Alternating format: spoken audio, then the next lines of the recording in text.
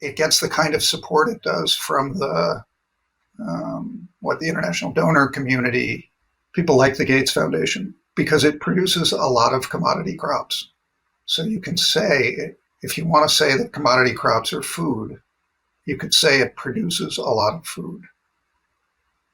That doesn't find its way into the bellies of the hungry very often, and it doesn't often find its way into any bellies at all except animals' bellies, which, again, are mostly consumed by the middle class in the developing world. So, but it's all justified. It all has a very strong justification that these poor farmers in Africa are getting really low yields and they're hungry. That's true. What are you going to do about it? We have these seeds. We have these technologies. We can increase their yields and their production of food, and then they'll be good. They'll be well fed, and that's the part that doesn't happen.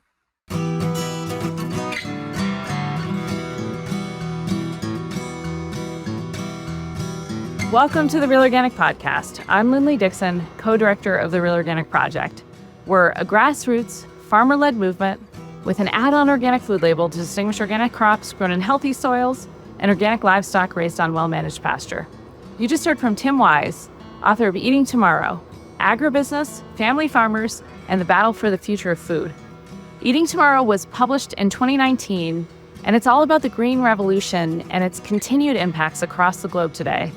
Tim was featured in the second session of our 2024 symposium, In Defense of Biology. Tickets are still available to watch the recordings if you missed it, so visit realorganicproject.org to watch the preview and find out all the details.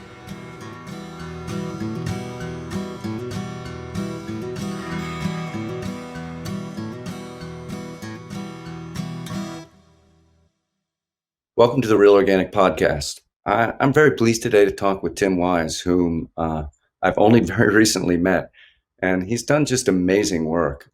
His book that he wrote in 2019 is called Eating Tomorrow, Agribusiness, Family Farmers, and the Battle for the Future of Food.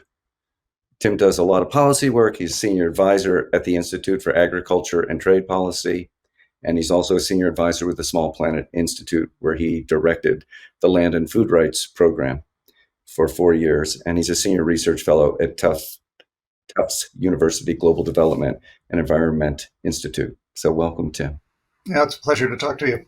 Yeah, this is great. So I do want to dive in almost immediately to your book, but I would like to ask first just one personal question, which is, how did you come to do this work? What was your path to becoming really a champion for small farmers and eaters around the world? Well, that's a hard question. I mean, although I can identify the point when developing country agriculture grabbed me. I was studying as an exchange student in Lima, Peru, and traveled a lot in Peru through the Andes, and just seeing these remarkable landscapes, and all farmed landscapes by these amazingly noble, dedicated, creative farmers who were in deep poverty. And you come back to the city, and a lot of those people from those communities are there on the garbage dump scavenging for whatever they can get, because they can't make a living from the farm. And I just thought, how could this be true? How could people doing such noble, important work be so downtrodden and underpaid, undervalued, really, for what they do? And so that's a pretty much of a through line for me, is about trying to recuperate and identify the value that kind of work and the land on which it's worked deserves, to protect and honor it, and make sure that we're growing our food in a way that both sustains the land and sustains the people who are doing the growing. Yeah, wonderful. Yeah, you challenge the industrial model pretty powerfully in your book, and I can't help but notice the battle for the future of food. So you're seeing this as a battle of forces, a pretty big titanic conflict. How did you do that? Yeah, is it? Tell us about that. Well, everywhere I went to research this book, I mean, I'd done a lot of work in Mexico and in Latin America, and in the U.S. on U.S. farm policy. But I got a fellowship for the book to work on the book, and that got me into Southern Africa, got me to India, got me to a wider range of countries. But it was striking how one of the similarities everywhere I went was that smaller scale farmers, family farmers, were being squeezed, and they were being squeezed by big agribusiness firms, paid too little for their crops, charged too much for their inputs, forced to buy seeds they didn't want to buy, threatened if they used, exchanged, or sold their own saved seeds. And government policies were mostly being engineered to help the big agribusiness firms put these guys out of business. And we'd seen in our own heartland these depopulated towns of a few farmers farming vast tracts of land and making almost nothing off it. And it's like, why is that the future we want? So I began to see it as much more of a battle, not just between family farmers and agribusiness, but increasingly all of us who want to see a clean environment and a reduction in the changes to our climate, which are really threatening to undermine the natural resource base on which we produce all of our food. Yeah. It seemed to me that you were proposing that not only did the Green Revolution fail on the triple bottom line, but it was actually even failing on the single bottom line of, in a free market economy, is that even the most profitable way to do things? For sure. I mean, my most recent work, which came off of the book research in Africa, was on the Alliance for a Green Revolution in Africa. Because everywhere I went, it was like this huge Gates Foundation funded initiative had gotten $1 billion in funding. All the governments where I was researching were spending, well, in the case of Malawi, I think it was 60% of their entire agricultural budget to subsidize the purchase of seeds and fertilizers by small scale farmers.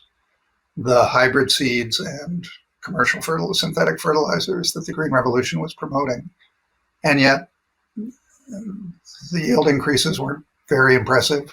The poverty wasn't going down, and food security was getting worse, particularly in rural areas. And so it's like, why are you're failing on your own terms.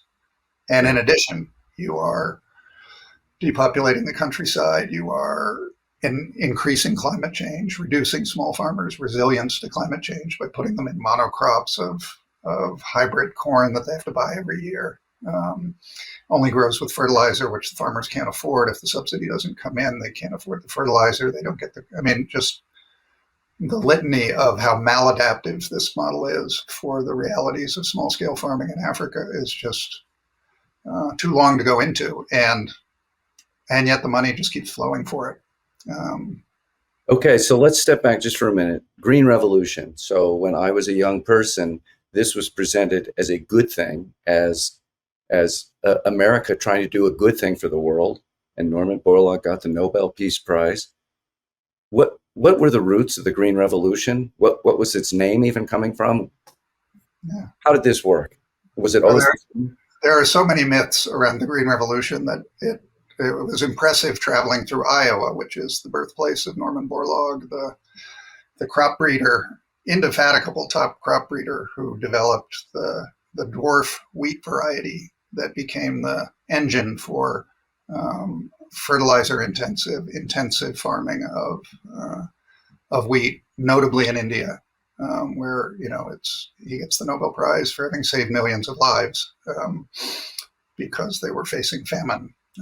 Is the way the story is told. It was called the Green Revolution because at the time, in the 50s and 60s, red revolutions were threatening the powers that be in capitalist economies. And it was actually someone in the State Department who branded it the Green Revolution, saying we need to offer the rural poor some hope within capitalism, that they too can prosper, and that they don't need a red revolution. So the Green Revolution is the answer. Green, obviously, because you're growing things, but Um, Not really intent. The green did not mean environmental. It meant plants. So it's confusing in the new age of when we now use green to directly associate with environmental goals, but it never had that intention when it was first coined. The term was first coined, and so it really was a way of intensifying production in developing countries by the massive use of agrochemicals, particularly fertilizer, and the use of these improved varieties, productive varieties of seed, which again have to be understood in their context. They were productive precisely because they were bred to respond to fertilizer. So they call it a technology package. The Green Revolution technology package is sort of, if you can get the whole package, it's improved seeds, fertilizers, agrochemicals to control the new problem you have with weeds in monocropped fields, right? Year after year, you're monocropping these fields and you get weed resistance and you have more of a weed problem. Mechanization, if you can get mechanized harvesting and planting, that helps you a lot. India got some of that. Irrigation, if you can get irrigation, then if you can control water, you can produce food, right? I mean, that's sort of probably the most important input that no one talks about in what increases in production India experienced in the Green Revolution. But you go to a place, and that was massively funded by the Rockefeller Foundation, the Ford Foundation, and international aid in India, the first Green Revolution. Now in Africa, they don't get any of those things. They get seeds and fertilizers, and they get a lot of promotion of seeds and fertilizers to try to get farmers to stop using their local varieties of corn and other crops, to intensify monocultures of corn in East and Southern Africa, where corn is the main staple. Sometimes it's also rice that they'll intensify. And they just don't get the results. They're not irrigating. They're not mechanizing. They're not providing the kind of agricultural extension, the technical advice that could help farmers become better farmers. They're not doing soil analysis. So they take the standard off-the-shelf fertilizer formulation and sell it to everybody, whether that's what that particular land needs or not. And it just doesn't work very well. Yeah. I'm curious, did it work better in India? In other words, were the promises actually delivered on in terms of, yes, we're going to feed a lot more people? Yes and no. And the no is, I mean, the mythology around this is truly astonishing. And you got to go back to Norman Borlaug and either blame him or credit him for that, because he was a PR machine. He takes his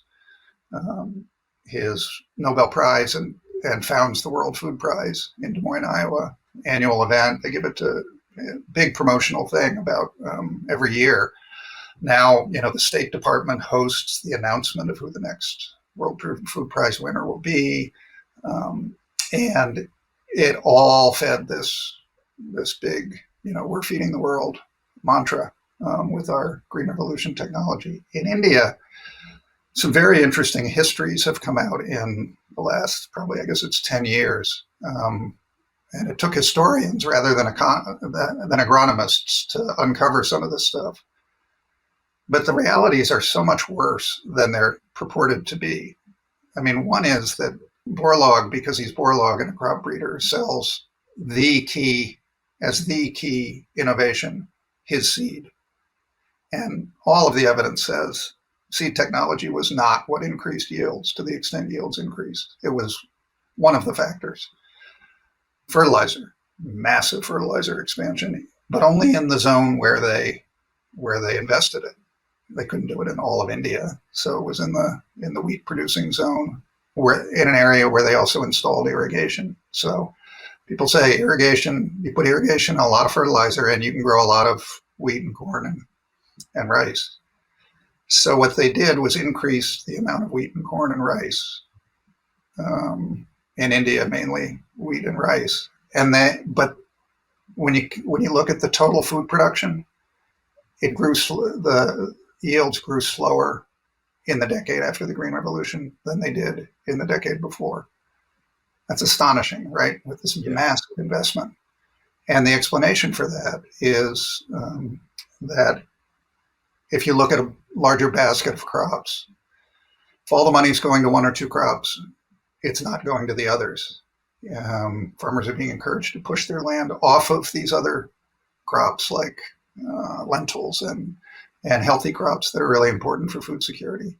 But all the money they're being given is for wheat. So you put it all in wheat, and you say, well, I'll buy my lentils, I'll buy my other foods, and those foods suffered. Their yields either didn't go up or flattened out or even went down. And so I found that exact dynamic in Africa, where sure you could get some increases in yields in maize and rice, corn and rice, but cassava, millet, sorghum, groundnuts, traditional crops, just literally in the Alliance for a Green Revolution years since 2006, many of those have seen yields go down. They've also seen land planted go down. And the other thing they've seen, which is, again, one of the most damning contradictions for the Green Revolution model, is that the entire premise, and if you read any of their literature or listen to any of their talks about it, it's like sustainable intensification is the goal. That means getting more food from the same land because resources are scarce and we can't be continuing to expand the land we plant, and the planet can't stand it, and the land isn't there to be taken, and so on and so forth. You look at what all the incentives for corn planting in Africa have done. Increase yields. Well, we calculated that over 14 years, yields went up a little over 20%. Not a very fast pace of yield growth given the investment. The amount of land planted to maize, planted to corn, went up 75% because we're paying you to plant corn, go plant corn. And they take their land out of millet, or they expand onto new lands. And all those incentives end up being pretty perverse. Well, excuse me, when you say that the yields went up 20% for corn, does that mean 20% per acre, per hectare, or 20% total for the country? Now, production went up significantly, but not from productivity, right? Production per hectare didn't go up that much. It mainly went up because new land was planted in corn. And again, that's the problem they say they're trying to solve with this technology. And in fact, they're making it much, much worse. So if I'm understanding correctly, the Green Revolution was actually the industrial chemical revolution being exported, and that they were saying this foundation, and I'm assuming working with our government, was saying we have a better way, and it's the way of industrial agriculture, heavy use of chemicals. I'm assuming heavy use of pesticides as well, and herbicides as well. Yeah. Right. Okay. Yeah. So we're taking Iowa and we're trying to export it to the world. That was the premise of my book. I was like, knowing Iowa, I was like, why does anybody think this model that is so badly serving the people of Iowa in terms of their environment, in terms of depopulating their communities, in terms of farmers going bankrupt, why does anybody think this is good, the model that the rest of the world should be following, when they don't even have the capital to create anything similar in most of these countries? So let's talk about Iowa. You looked at Iowa as well as different countries in Africa. What did you find? I mean, I found a landscape overrun by agribusiness.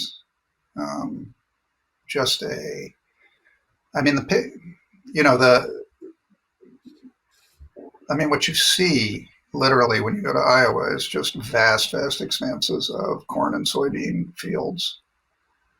A 1,000-acre farm is not a large farm in Iowa now. Larger scale farmers have taken over their failing neighbors' land, and the only way anyone makes money is with volumes of land and production. It's all very mechanized and technified, but you see the occasional ethanol factory. You see windmills now because they've actually gone big on renewable fuels, which has been a good thing. But you see massive pollution of the waterways that come from all of the runoff and all of the damage to the traditional ways that the ecosystem kept waters clean. Water just, nobody. I didn't really know as much about drainage tiles until I went to Iowa. But drainage tiles are the way that, kind of an ingenious way that farmers when they first settled Iowa for large scale farming, drained swampland to make it into some of the richest agricultural land in the world. And it is, or it was, until we started eroding all the land, but it was. But those drainage tiles just are a way to let the water seep through into these channels that get run into streams that flow into rivers that flow into the Gulf of Mexico, that take all the runoff down through that entire watershed system, all the way down to the Gulf of Mexico, which now has, depending on the year, a dead zone of hypoxia that kills all the fish through overgrowth of algae and from the excess nutrients. An area the size of the state of New Jersey. We're talking about just unthinkable environmental impacts that none of the people in Iowa have to pay for. None of the farmers, none of the agribusinesses, so it's all one big externality, as economists like to call them. The impact, a negative impact or a positive impact that's caused by something you do that you don't actually pay for or benefit from. Iowa's one big negative environmental externality. And then the other thing you see all over Iowa is hog farms and chicken farms and egg farms. And that's the other linchpin of this maladaptive model, is that where's all that corn and soybean? Why do we need all this corn and soybean? Feed. It's all feed. Feed, and the corn is now in input for the ethanol production. Not the most efficient way to produce ethanol, of course, but very efficient way to get somebody to pay for all that extra corn.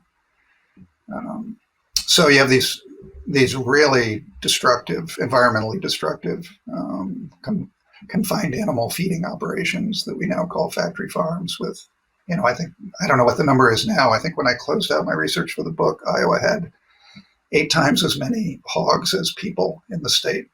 And they produced, I think, 10 times, no, it might be higher than that, 10 times as much feces in their production. And they have absolutely nothing to do with that, with that waste. So some of it can get sprayed onto fields as if the animals were still on the farm and the manure nourishes the land, but it's not very clean manure because of all of the technical processes that have been used to feed the hogs. So we've heard a lot in recent years about the PFAS problem, the forever chemicals. A lot of those end up in the manure because of what the hogs are fed. And you're spraying something toxic onto your fields that then travels with the manure into the waterways, for sure. It's one of the reasons we have such high levels of PFAS contamination in waterways. And there's some legislation, and I think the state of Maine is a leader in trying to regulate how animal waste can be used on farmers' fields, because of the recognition that it's not just a nutrient anymore; it's a toxic nutrient. All right. So Iowa's not sounding good. It sounds like a really a failed model. This is not something that we would ideally want to be sharing with the world, rather something we should be learning how to change. And yet this is such a power behind this transition of attempting to export this to India and to Mexico and to Africa. Why is it so powerful? Why is a failed model so powerful? Well, the really smart people in Iowa who I talked to along the way would caution me about calling it a failed model. Failed for who? Failed for whom, right? Who? It's not a failure for agribusiness. It's a massive success story for agribusiness. There are companies that have gotten and continue to get incredibly rich off of this model. It's a myth that it's so good for farmers, because they're getting generally low prices for their crops with high input costs. And so farming at very high volumes on large tracts of land and not getting much per acre for their work. Their communities have been hollowed out. So it's not, I call it pretty much of a failure for rural communities in Iowa, and for most farmers. But agribusiness, the more production you have, the more herbicides you sell, the more seeds you sell, the more tractors you sell. So sales are, the more you can produce, the more you can sell. And if you're overproducing these crops, so the crop prices are low, if you're Smithfield Foods or Tyson Foods and feed is 60% of your operating costs, you're getting a good discount on that 60% of your operating costs, which makes you globally competitive. Frankly, it's not a small thing that they get a 10, 15, 20% discount on their feed for an input cost that's an operating cost that's important. That's that important. That lets them undersell international competitors, force their way into markets like in Mexico and compete internationally. Which then, what does that do? That puts Mexican hog farmers out of business. So it's massively successful for agribusiness, and that's why it prevails as a model that's being produced. And I'll say that it gets the kind of support it does from what the international donor community, from people like the Gates Foundation, because it produces a lot of commodity crops. So you can say, if you want to say that commodity crops are food, you could say it produces a lot of food. That doesn't find its way into the bellies of the hungry very often, and it doesn't often find its way into any bellies at all except animals' bellies, which, again, are mostly consumed by the middle class in the developing world. So, but it's all justified. It all has a very strong justification that these poor farmers in Africa are getting really low yields and they're hungry. That's true. What are you going to do about it? We have these seeds. We have these technologies. We can increase their yields and their production of food, and then they'll be good. They'll be well fed, and that's the part that doesn't happen. Okay. There's so much there. We'll try and tease some of this apart. Let's say I'm a small farmer in Africa. Tell me what scale I might be. What would a small farm be there? I mean, you'd have a hectare of land or less. Okay. 2.5 acres. 2.5 acres of land. Okay. It's rain fed. You don't have irrigation. The quality of the soil is variable, but generally eroded because it's been, partly because of these programs, planted in corn year after year after year, and fed with inadequate quantities of fertilizer to actually sustain it in any way. So the land has, the quality of the land, the fertility of the land has eroded over time. Over how long a time? How long have I been growing corn? Typical, it's been a staple in East Africa and Southern Africa for a long time now. Okay. It's not native like it is in Mexico. We're not talking about thousands of years, but we're talking about since colonization brought in, corn became it is in fact one of the most efficient ways to use a plot of land to produce carbohydrates. Okay. Compared to other grains. And so it was useful for the plantation owners and the mine owners to have a way to produce a lot of carbohydrates to keep their workers alive and working. Yeah. So we're talking, these farmers on these lands for decades. They've been. Would I be growing most of the crop for sale or most of it to eat my family? Most to consume, because you don't have enough land and you're not getting enough production. And so that's the other tricky thing. They get, depending on where you are in Africa, but in Malawi, for example, there's one rainy season, and so you get one crop. The growing season is, if you had irrigation, you could grow 2 or 3 crops a year, but nobody has irrigation. I mean, not nobody, but very few farmers have access to irrigation. Water management is actually one of the great rainwater management and rainwater storage, and some very good, interesting projects going on because that can dramatically help people weather a drought or get through a lost crop. But mostly people don't have good ways to manage water, and so they're mostly harvesting, eating it, living off it for as long as it will last. And one of the ways they measure food security in Africa is with how many months of provisioning does your harvest give you. And it's almost never 12. It's sometimes 4. And in a bad harvest year, it can be 1 month. And then you're working off farm, trying to hustle other ways of getting income that can allow you to buy food. Okay, so the Green Revolution, the Gates Foundation comes to my region. They offer a program. The government has paid for fertilizer to be given to me, and I'm being given these hybrid seeds. What happens next? You say, wow, really? The government's actually going to do something for us, poor farmers? We'll take it, because they don't. A lot of rural folks haven't gotten anything from governments. And you say, this will grow me more food. I'll try it. And the fertilizer is usually subsidized, depending on where you go, at 75% of the cost. So it's expensive in Africa to buy fertilizer, but that makes it plausible, at least. The seeds are, again, similar kind of discount. They don't give you enough to plant on your whole hectare of land. It's usually about 1/4 of a hectare of the land that the subsidy will cover. What you'll do is take that fertilizer and spread it on all of your land, because you want to see all of your land grow, not just the little plot, the 1/4 hectare plot that the government seeds covered. So fertilizer is under applied based on government's recommendations, because the other thing you'll do is you'll share it with your family and friends, the fertilizer, because maybe they didn't get an allotment. Not everybody gets one.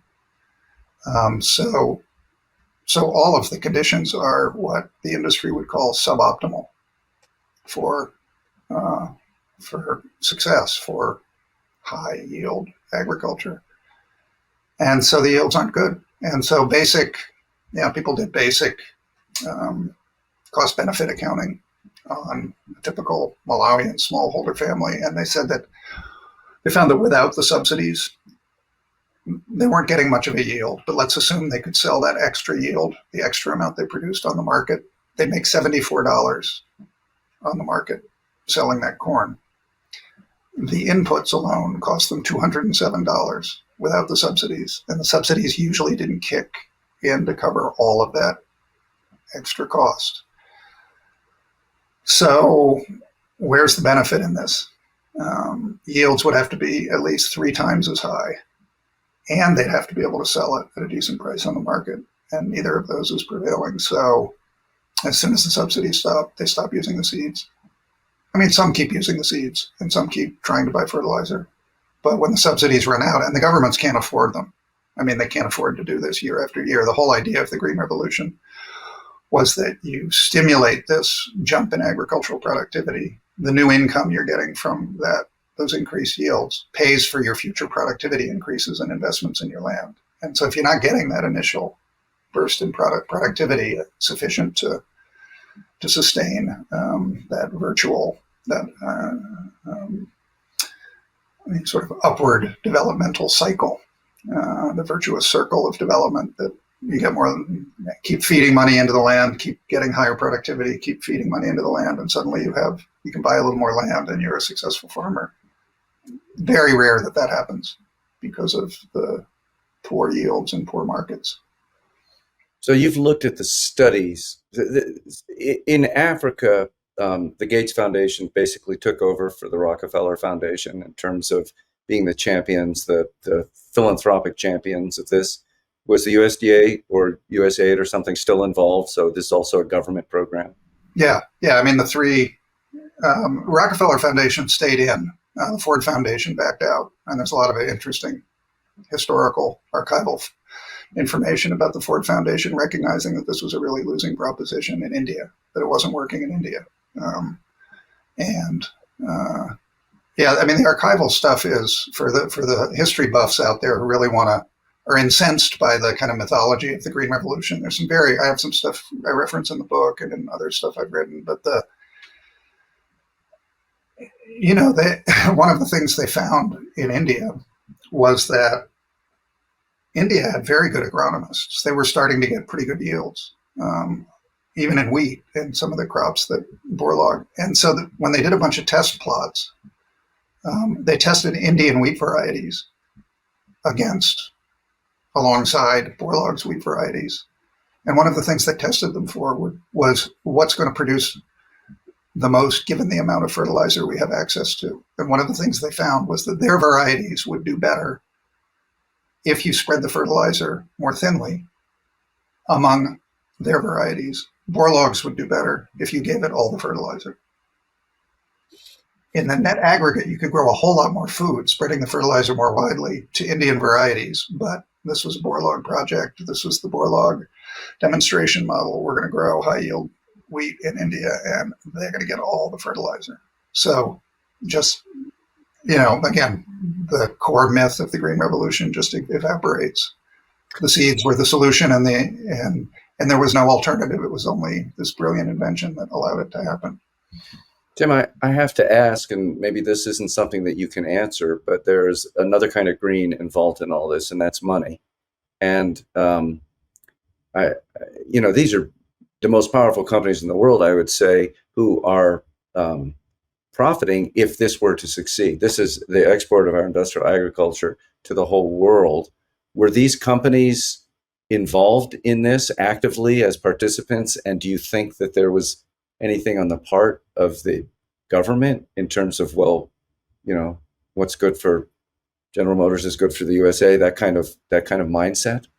Absolutely. I mean, the companies were right on board with, it was a very practical question. How are we going to get all this fertilizer to India? Fertilizer companies are going to sell it to India, and there's going to be some U.S. ships that help make sure it gets delivered. And the companies are at the table all along the way. Glenn Davis Stone, who an anthropologist, has a book out that tracks just how far back the company influence over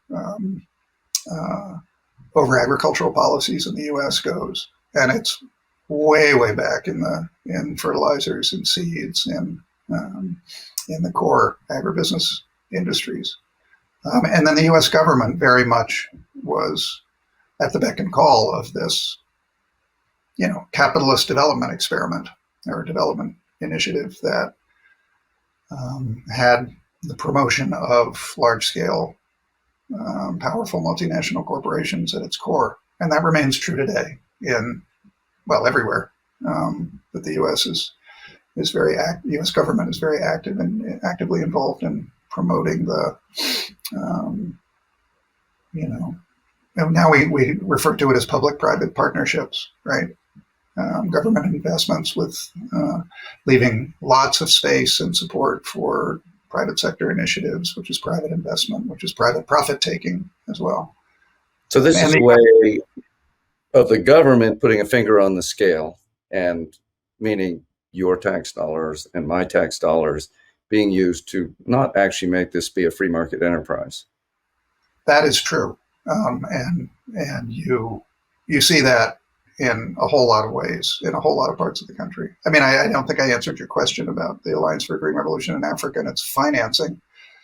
Basically, 5 main partners have financed it. The Gates Foundation, the biggest, but then Rockefeller Foundation, USAID, the UK aid agency, and the government of Germany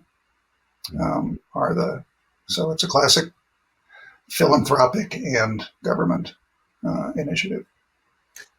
And we can grant the benefit of the doubt and say that the people involved genuinely believe that this is the way to benefit these people and provide a brighter future for all of us. So you have talked about actually looking at evaluations of the Green Revolution in Africa. First, what are their goals that they've stated, and have they met them?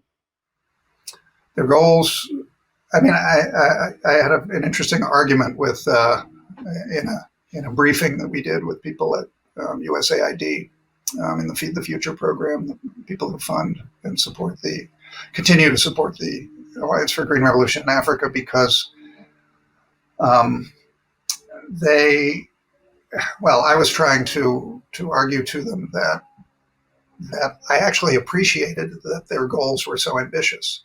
That's a good sign. I don't criticize you guys for setting high goals, and if you don't completely meet them, I get that. But their goals were to double yields in 15 years, to double incomes for 30 million small-scale farming households in Africa, and to cut food insecurity in half in 20 countries.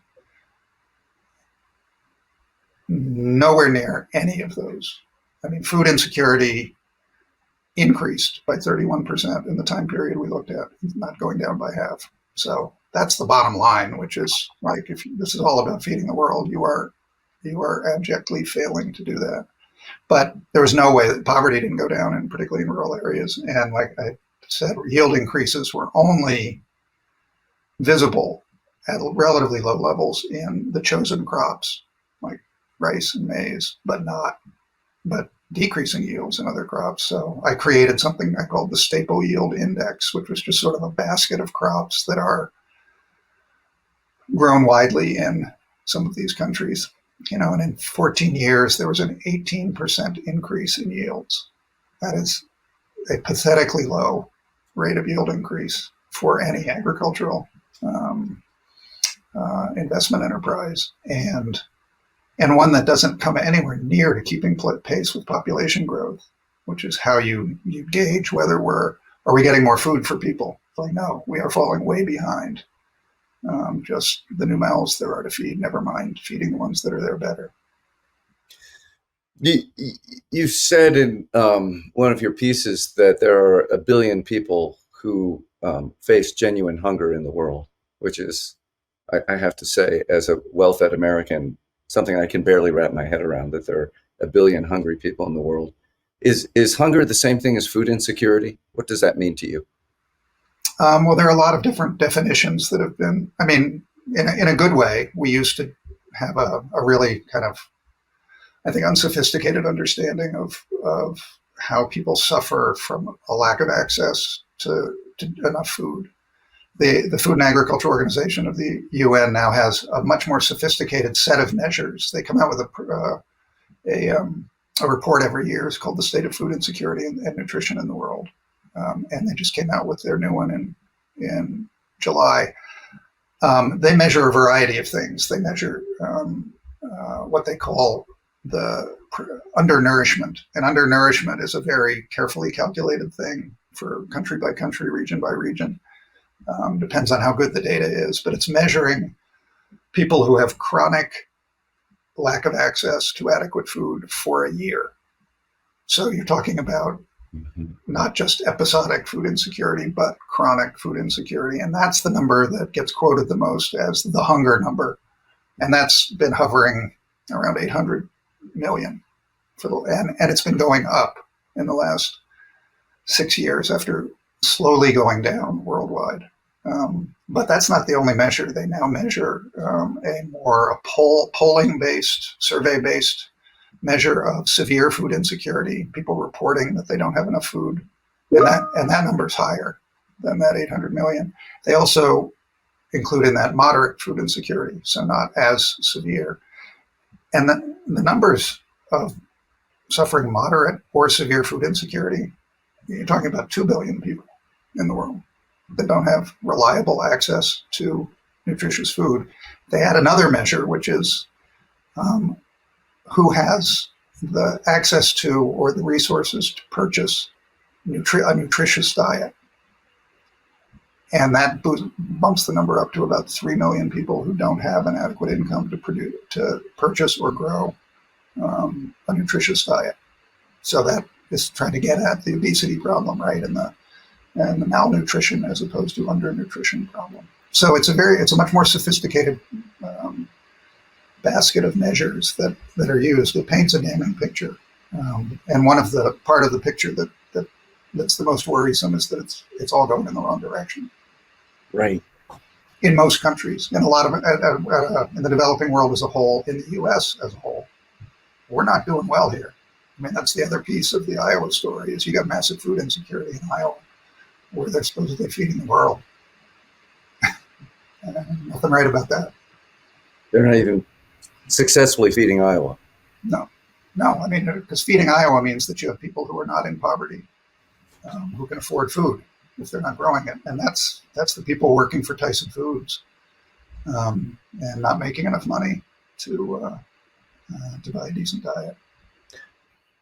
I have heard the number 70% of people in the world are fed by small farmers.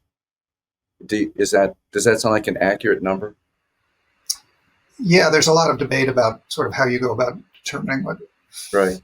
being fed by means, but what's very true is that you go to a place like Africa, small scale farmers are the overwhelming producers of the food that at least 70, probably 80% of the people eat, because of incomes, right? You're not out on the market buying imported foods or, you know, Kentucky Fried Chicken if you don't have a good income. That's a luxury good.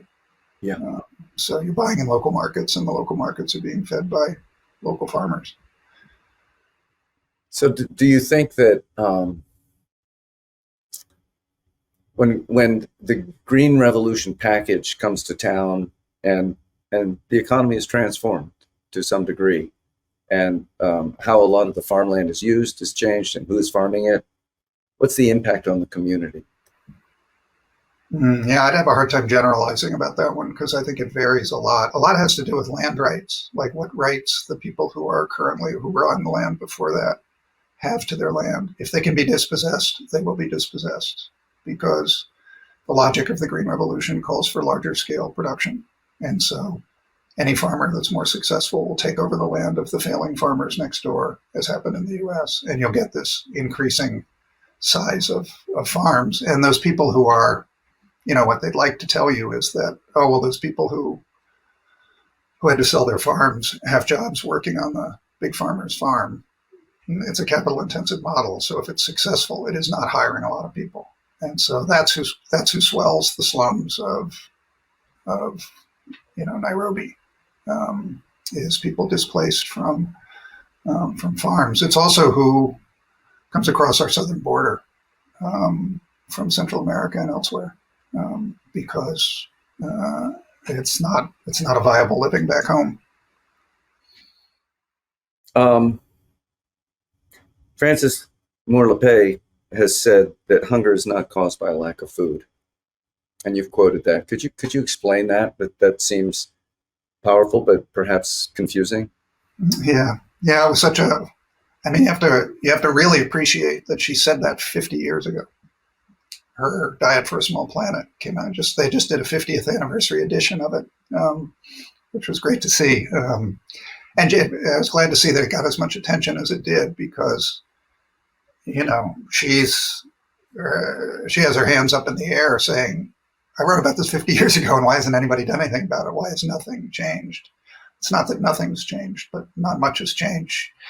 What she said was, she just did the basic research and said, we produce way more calories than people need in the world, than the number of people that exist in the world. So why don't the people who need the calories get them? And her conclusion was, it's not a scarcity of food, it's a scarcity of power. Scarcity of power over food producing resources like farmers who don't have access, don't have the ability, enough land, enough whatever to grow enough food for them or their communities, and workers who don't have enough income because they're not getting paid enough. And so that flips the whole hunger question on its head, because if it's not about, we just have to produce more food and that will naturally lead to less hunger, the jury is way in on that one. That formula does not work. We are not reducing hunger by producing more commodity corn and soybeans. Iowa loves to think that it feeds the world. It's feeding hogs and ethanol plants and cars, and maybe some of it leaks out through the soybean exports to China to help support meat consumption by the middle class in China. It's like it's very hard to draw a through line to the honestly, on some level, impressive increases in production coming out of a place like Iowa of theoretically food crops. But it's very hard to draw a through line to how it gets into any hungry person's stomach. And that's what Francis Moore Lepay was really identifying, is that more food doesn't reduce hunger unless there's the distribution channels and the income supports and the kind of the creative ways that some social welfare countries have of reducing income inequality, ensuring that the poorest of the poor still have adequate access to purchase enough food and at least not be hungry. Yeah, 50 years ago. Sounds very clear. Okay, there's been a recent development. The USDA has just given $2.8 billion to what they term climate smart agriculture. And this is going to things like the National Pork Board, I think, at 155 million. And that's just one sliver. I mean, they're all in there. Speaking of pork, they all have their snouts in there. Syngenta and Cargill and Bayer Monsanto. And they've rather brilliantly given little slivers to the BIPOC community and actually little slivers to the organic community, I believe, as a way of buying silence and as window dressing. But I'm curious, do you think, I mean, we have to say how wonderful that the USDA is acknowledging climate change is so important and that we need to address it. And then they're addressing it by giving a lot of money to the very forces that are creating it.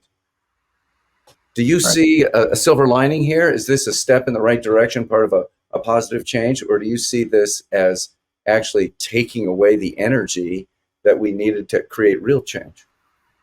Well, that's a tough question. You'd probably be in a better position, given what you do, to answer that than I would, about whether the net effect is negative. At the Institute for Agriculture and Trade Policy, where I am now as a senior advisor, I mean, the organization has tracked some of that funding and what it's going toward. And what's true and positive is that it's new to recognize that agriculture is a contributor to climate change and that we better do something about it. It's new to recognize that rural areas in the United States are at huge risk of climate change, from bomb cyclones and, run down the list of the disasters we see hitting farmlands. So it breaks through. It's nice that it breaks through that kind of red state climate denial in a pretty bold way. It also throws money at what have been good but underfunded environmental programs within the USDA that the organic folks and the National Sustainable Agriculture Coalition and Family Farmers Association have fought for, that are successful programs, right? I mean, some of the conservation programs have been very successful, but IATP has documented that they don't have, the USDA hasn't had the money to meet demand for them. So if this gives them money to meet demand and more land actually gets stewarded in a better way, that's a net benefit. But that doesn't really answer your question about, are the people causing the problem actually going to hijack more of the money to shift the debate? Certainly, you see that in the debates over regenerative agriculture, or even agroecology, right? All of the different terms that are used, organic certainly, but terms that are used to define or discuss what we should be trying to do. There's some real co-optation going on there to say, oh, well, regenerative is anything that has any positive impact on any part of climate change, even if its contribution to the overall toll of climate change is still negative. I think everybody points to methane digesters on factory farms, and methane digesters are a way to keep methane from going up into the air from manure. And it is one of the three most potent greenhouse gases that has a tremendous impact and could be much better controlled. So that has a positive impact. But what are they doing with it? They're using it to, they're going to create methane pipelines to send methane to places like California. So California can claim renewable energy, can meet its renewable energy goals, in effect, by helping keep factory farms and maybe even contribute to the expansion of factory farms. It doesn't challenge the model. It's even worse than just not challenging the model. It deepens the model. When the ethanol plants are saying we're going to take our CO2 emissions and we're going to ship them to the West, to the Dakotas, because those CO2 emissions are going to be buried forever in the deep caverns that are being created, that are open there for storage. So it's a form of carbon storage. So we're taking CO2 out of the atmosphere, would have gone into the atmosphere. Those caverns are for fracking. So they're going to use the CO2 emissions as part of the high pressure drilling that's done to frack more natural gas out of those lands. Where is it's cynical to the point of disbelief. But those are Biden administration projects. They're getting support from the administration as part of this push. I do think you have to be in the United States and in a place like Iowa and in the Midwest, you have to be, I talked to agroecology researchers there who are, understand the terrain they're working on, and they're really trying to find ways to shift the debate, open windows to new ways of doing things and thinking about things, in the hope that over time the tide does turn because of climate change, because of water pollution, because of so many of these negative externalities, because of the poor state of farming communities, that there could be a shift. But you got to take your wins where you get them. Matt Liebman at Iowa State University is brilliant talking about this, but he says their strategy is to find small changes that farmers can make that produce disproportionate environmental benefits. And he talks about strip farming, the strip program, which you may have heard about. They're ingenious about this stuff. They find patches of land on big farms, big industrial farms that they show, again, using precision agriculture, which has the advantage that it can identify a small patch of land on a big farm that is not worth farming because it's not profitable. It doesn't produce. It's too low, it's too wet, it's too whatever. They persuade farmers to take that out of circulation and plant prairie grasses there.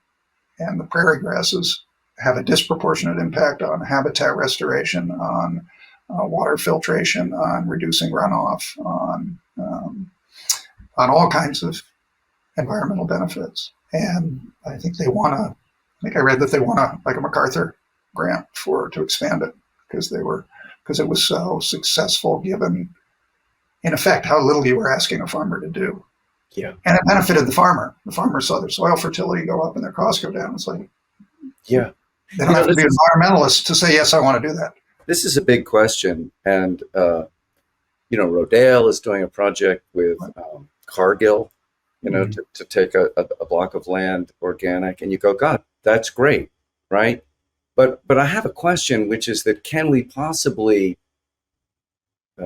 solve these issues by persuading mega corporations to do a little bit better?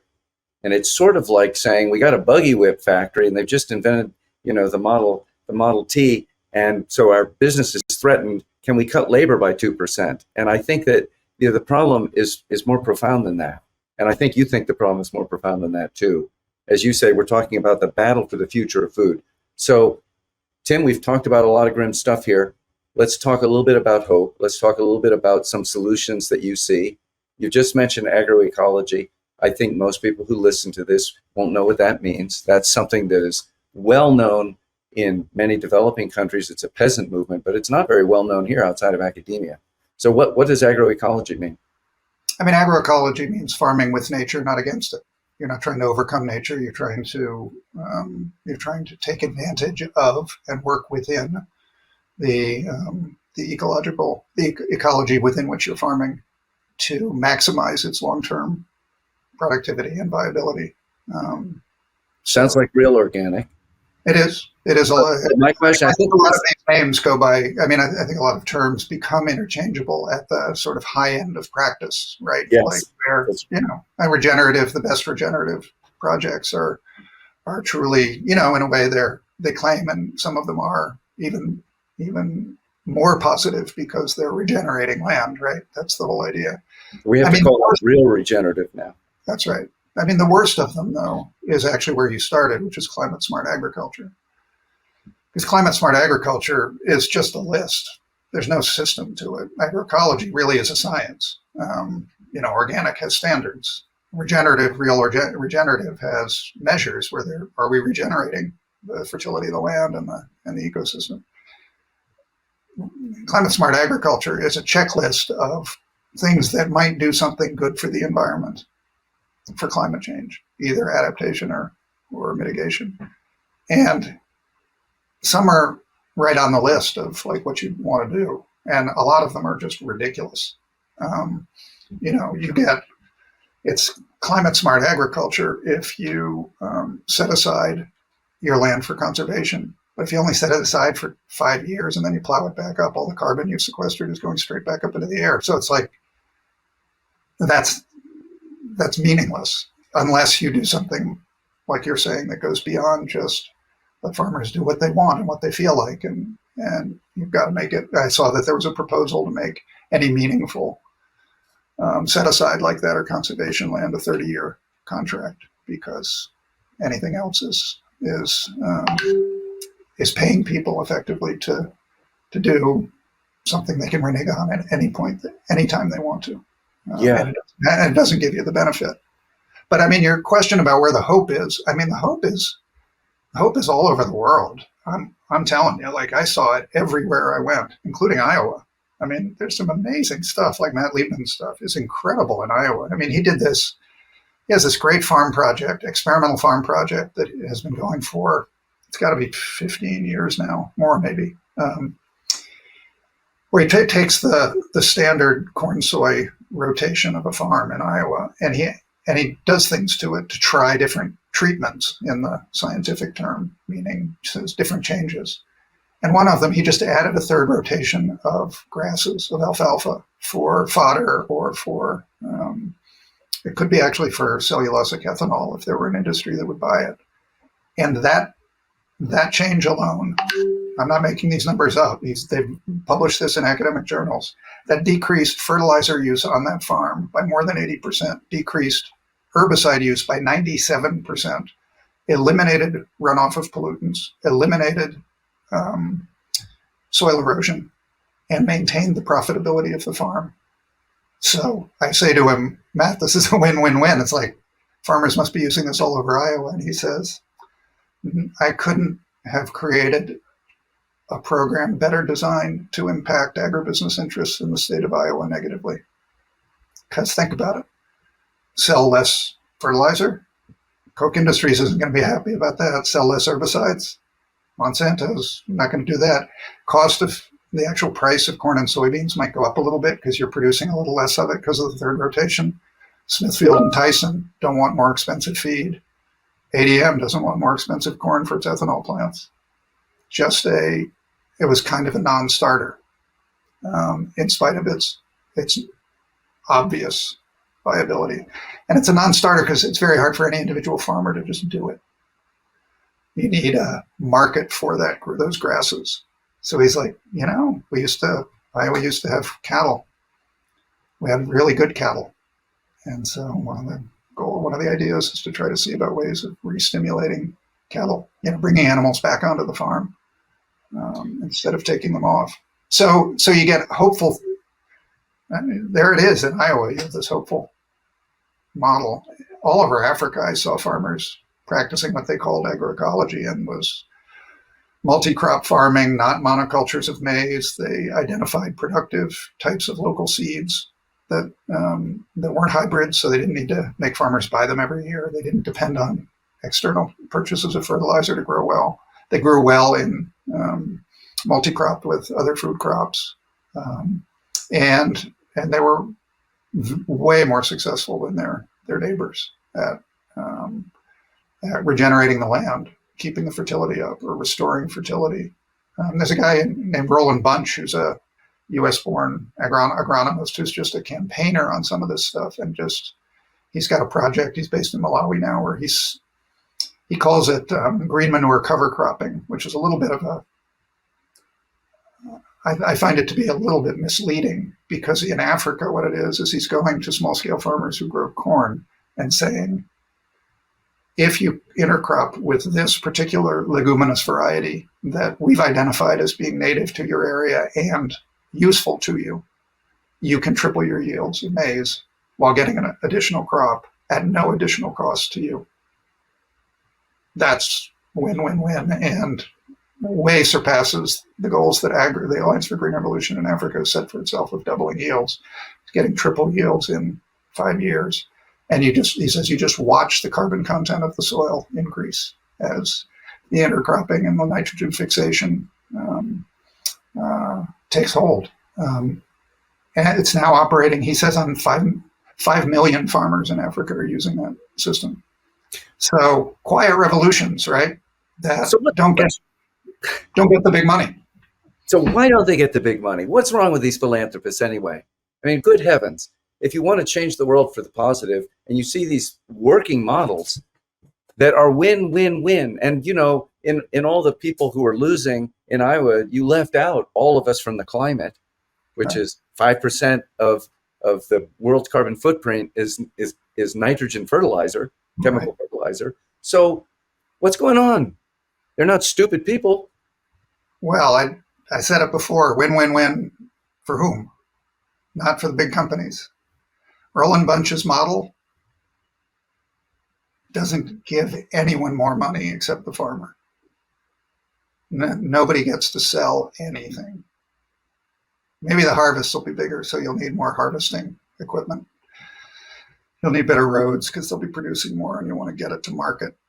You'll need warehouses to store the new grain. I guess you could sell some of those things, but they don't want to see a model that doesn't sell seeds, doesn't sell fertilizers, and doesn't sell agrochemicals, probably doesn't sell tractors. So lose for them. And who calls the shots? And again, that's partly ideological, because all of the evidence that we've gathered on the Green Revolution for Africa failing has had an impact, but I can't say it's had an impact on the powers that be pulling their money from the Green Revolution project and saying, oh my God, what a shock. We thought we were feeding people and we're not. We need to change course. I will tell you, though, the Rockefeller Foundation did change course. There's actually two interesting changes, which are, you can't call them huge and meaningful, but the Rockefeller Foundation said, we're all in on climate change as a foundation, and this project isn't so consistent with that commitment. So we're going to shift our money within the Alliance for a Green Revolution in Africa to funding intercropping of leguminous crops with maize, not maize monocultures, and toward the purchasing of that in school feeding programs in Africa. Excellent. That is not a Green Revolution project, even though it's within the Alliance for a Green Revolution in Africa. But the other thing that happened was that last year around this time, the Alliance for a Green Revolution in Africa announced that it was taking the Green Revolution out of its name. That AGRA, the acronym for Alliance for a Green Revolution in Africa, would heretofore just be known by its acronym AGRA. And they were distancing themselves from the association with the Green Revolution, basically without changing anything about what they do.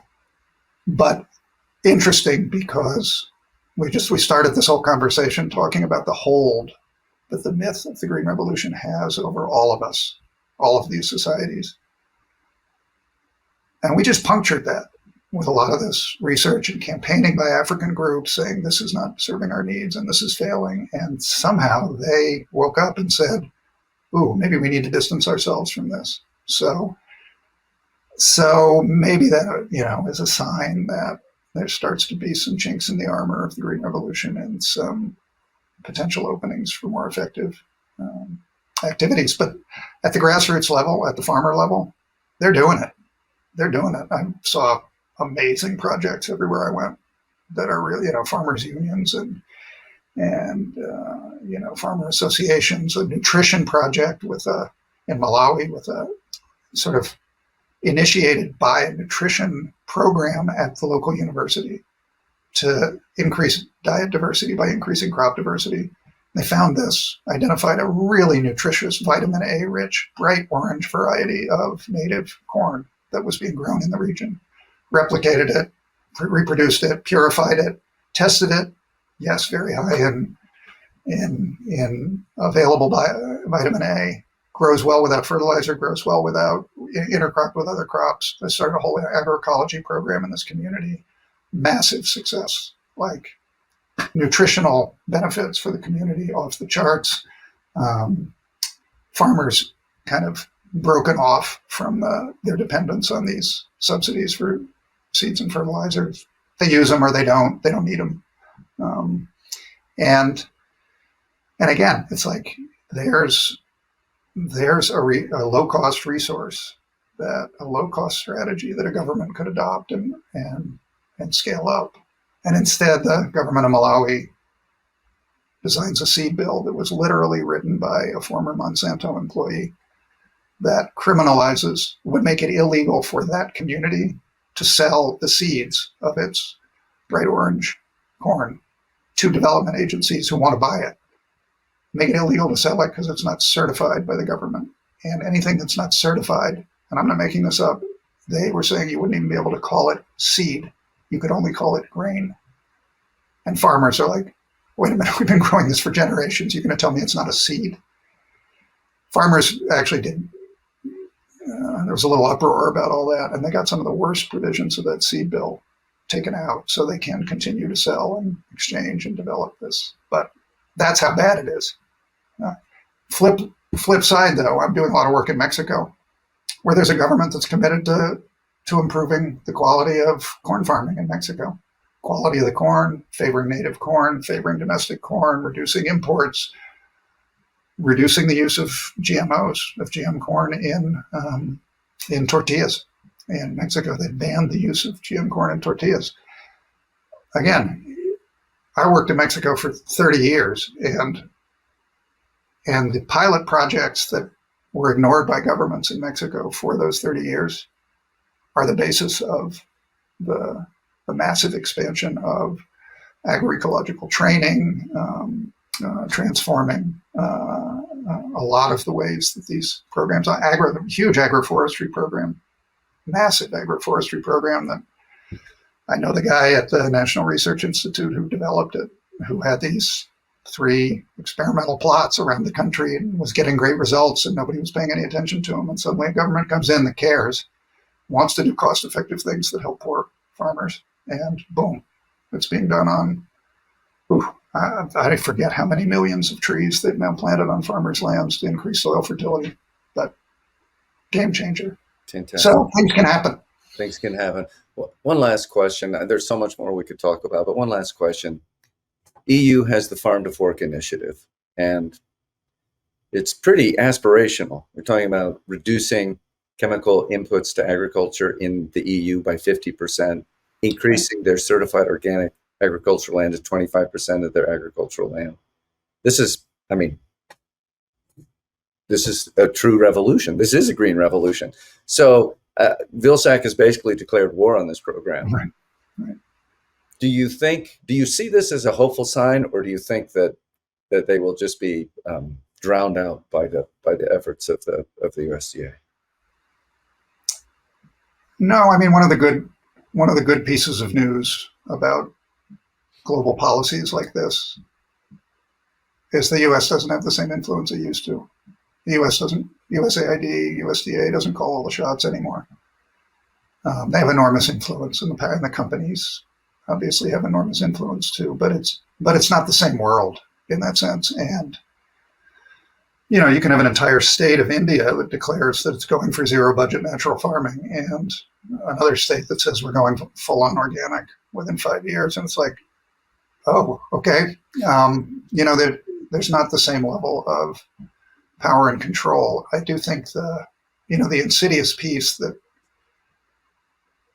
that comes from, that doesn't come directly from the government, is the corporate power. And again, going back to Frances Moore Lappé and her, that she moved on from focusing on food to focusing on money and politics and the threats to democracy in the United States and elsewhere. And she did that because she said, I've been doing this for 50 years and nothing's changing fast enough. And it's not changing fast enough because our politics are completely corrupted by money. So how do we get the money out of our politics? And how do we get corporate money? How do we get corporations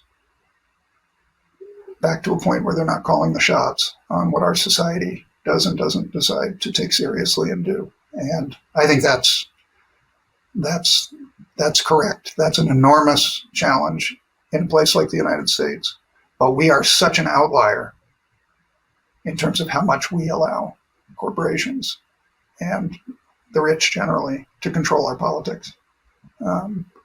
It's just not like that in most countries, which isn't to say they don't have influence, but it's to say that it's not entrenched in the ways that our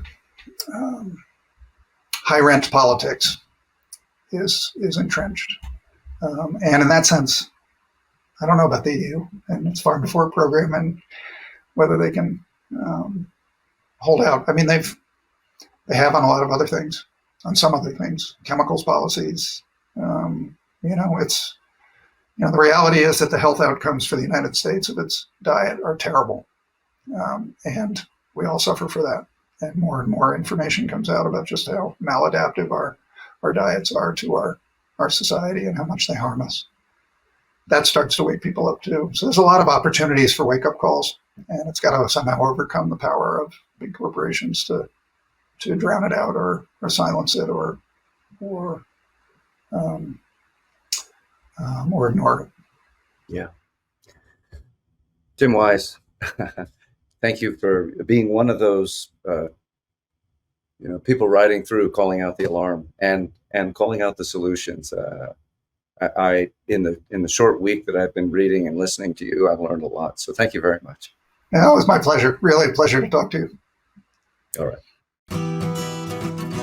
Thank you for listening to the Real Organic Podcast. Our movement is growing because you're subscribing and sharing these podcasts with your friends. So keep it up and leave us a rating and a review as well so that others can find us. You can find a video version of this interview on our newly designed website, realorganicproject.org, or on our YouTube channel. And you can join us every Thursday for a new episode featuring voices from the organic movement. See you next time.